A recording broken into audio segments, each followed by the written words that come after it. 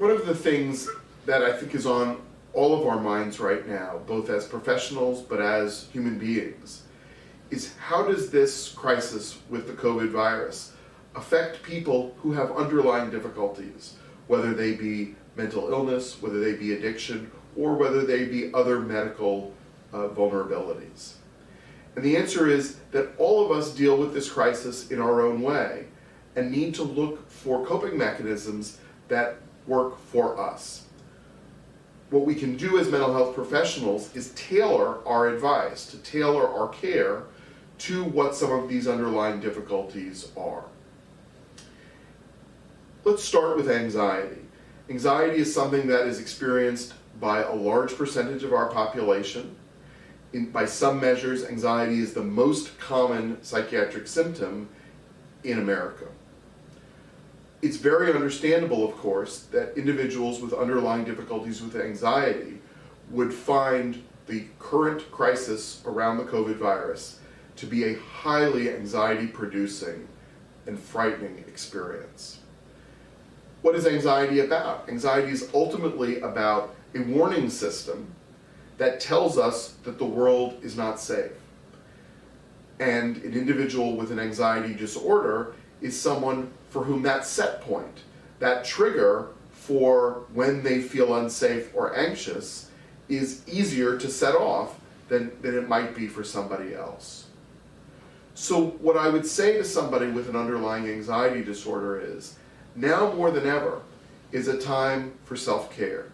Now is a time to look at oneself and not say, tough it out, which rarely works and often makes things worse, actually, but to be empathic to oneself and to say, okay, I know this about myself. I know that I'm sensitive to my environment, and that even in times that others might not be anxious, I may feel anxious. So in a time when everybody is feeling anxious, of course, I'm more likely to feel even more anxious than others. So what techniques can I use as an individual to help control my anxiety when it's not helpful to me, when it causes me distress, or when it prevents me from doing the things that I want to be doing? Every individual has their own list of things, but I'll share with you some of the ones that I hear from my patients with anxiety, or things that I recommend to people who ask me. Let me start with connection.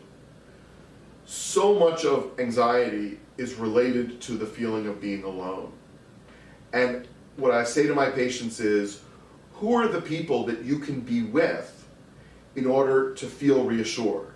Now, of course, that's a particularly complicated question right now when we're being told, for the purposes of infection control, to be at home, to not be in large groups. But fortunately, we have means of being with others that don't necessarily involve physical contact. And that means talking by phone, doing video chat sessions, being online, sending emails, joining virtual groups. All of these are powerful ways of not feeling alone during the crisis.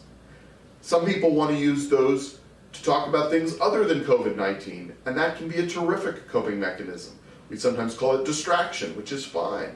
Talking about other things that interest one or that we care about, so as not to spend all day thinking about COVID-19. It's very healthy to get distracted and to do other things.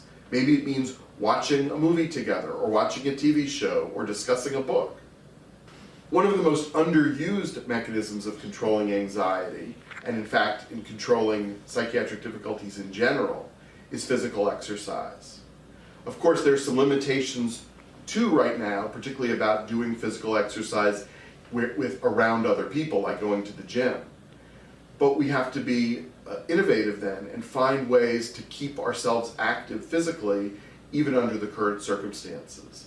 That means exercising alone at home or with the people you live with. If you're allowed to, getting outside and being in an area without other people and going for a jog or doing something else physical is a wonderfully effective way of controlling anxiety. Third, I wanted to mention that how we interact with social media and the news right now is a key way of thinking about how to control our responses, in particular our anxious responses. Watching TV and the news, for example, can be highly anxiety producing when every story is about COVID-19 and disproportionately about very frightening aspects of the virus. That is, who's most sick, or how the rate of contamination and even death has increased. I recommend to my patients and to everybody to limit their consumption of the news. Much of it is repetitive, and by deciding that you're only going to watch an hour a day or 2 hours a day at the most is a wise decision so as to limit the possible saturation and really overly anxiety producing effect of seeing the news all the time. Similarly, social media, which can be a way of connecting in some ways, can also be a way to produce anxiety if you're reading social media that's all about the virus or all about very unpleasant circumstances. So my advice is limit any social media, again, to 1 to 2 hours a day that exposes you to those kinds of anxiety-producing elements.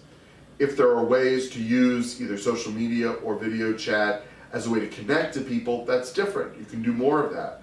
But be vigilant and don't let it become just another way of frightening oneself by only talking about or only exposing oneself to news about COVID. One of the unfortunate reactions to very stressful situations in some individuals is to think about wanting to harm themselves or even wanting to take their own lives. I want to urge anybody who's having feelings like that to reach out right away. There are services available and we can get you help. If you feel acutely in danger of harming yourself, please call 911 and emergency services can take care of you. If it's a little bit less urgent, you can call the American Foundation for Suicide Prevention hotline at 1-800-273-TALK. And if this is something that's gone on longer and you'd like to engage in treatment, whether it be outpatient, residential, or inpatient, please call our admissions office at Silver Hill Hospital at 1-866-542-4455.